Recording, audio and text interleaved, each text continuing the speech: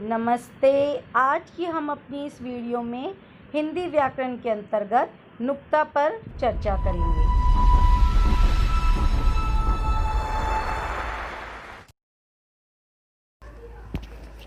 किसी व्यंजन अक्षर के नीचे लगाए जाने वाले बिंदु को नुक्ता कहते हैं।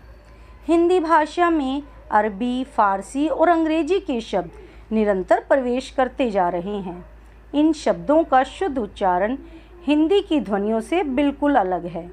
हिंदी में उनका शुद्ध उच्चारण करने के लिए कोई लिपि चिन्ह नहीं है, इसीलिए कुछ व्यंजनों के मूल रूप को लिखने के लिए हिंदी के ही व्यंजनों के नीचे बिंदु लगाया जाता है और इसी बिंदु को नुक्ता कहते हैं। आइए कुछ उदाहरण के द्वारा इसे समझते हैं।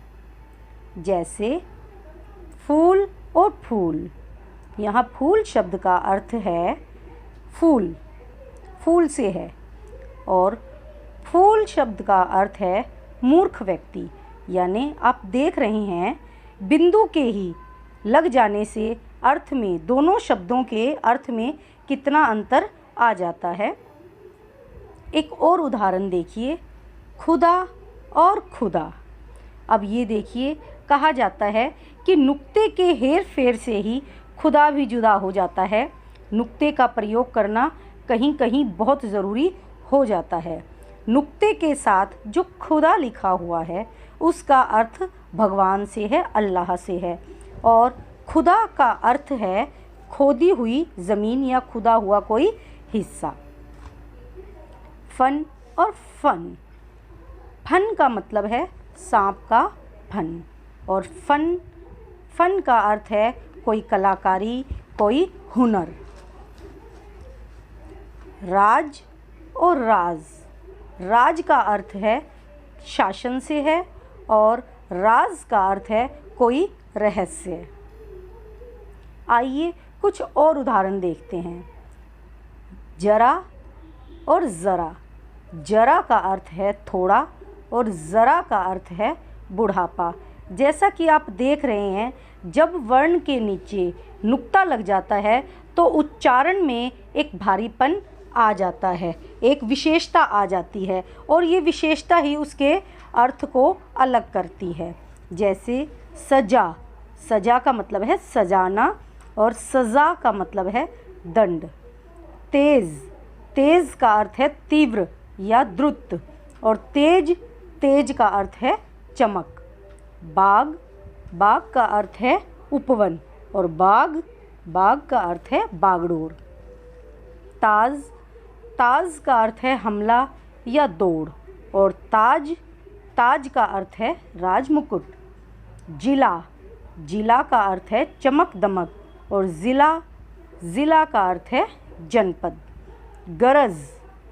जैसा कि देखो, आवाज़ से ही पता चल रहा है, गरज यानी प्रयोजन, और गरजना वाली गरज, जिसका अर्थ है ऊंची आवाज़। नुक्ता संबंधी कुछ विशेष बातों की तरफ ध्यान देते हैं। जहाँ विदेशी शब्दों का उनके शुद्ध स्वरूप में प्रयोग और उच्चारण करना ज़रूरी होता है, वहाँ नुक्ते का प्रयोग अनिवार्य रूप से किया जाना ज़रूरी होता है। जैसा कि हम देखते हैं, एक शब्द है प्रोफेसर। ये एक इंग्लिश का शब्द है, अंग्रेजी भाषा का शब्द है। इस शब्द को उसी भाषा के रूप में जैसे के तैसा बोलने के लिए हमें यहाँ फ के नीचे बिंदी लगानी पड़ती है। फ के नीचे बिंदी लगाते हैं यानी नुक्ता लगाते हैं तो शब्द बनता है प्रोफेसर। इसी प्रकार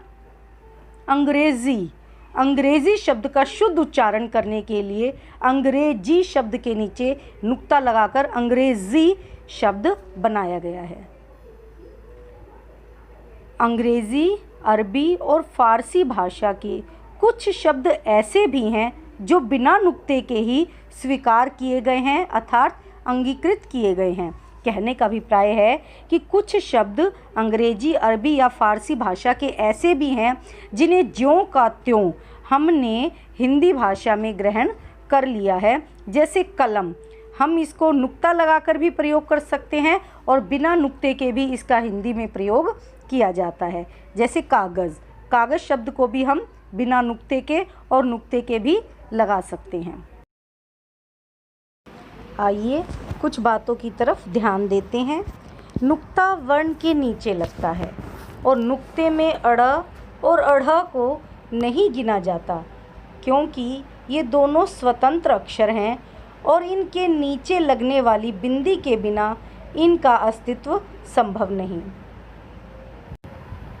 नुक्ता संस्कृत या हिंदी के मूल शब्दों में नहीं लगता, क्योंकि संस्कृत या हिंदी में वैसी ध्वनियाँ हैं ही नहीं। नुक्ता हमेशा विदेशी शब्दों के नीचे ही लगता है। यहाँ कुछ अभ्यास कार्य दिया जा रहा है जो आप सभी ने करना है। अभ्यास कार्य को करने से पहले वीडियो को खूब अच्छी प्रकार से आपने देखना है, एक समझ विकसित करनी है, फिर ये अभ्यास कार्य करना है। अभ्यास कार्य से संबंधित कहीं कोई भी परेशानी आती है, किसी भी प्रश्न से संबंधित, तो आप नीचे कमेंट बॉक्स में कमेंट करके अपने प्रश्नों का, समस्या का समाधान ले सकते हैं। धन्यवाद।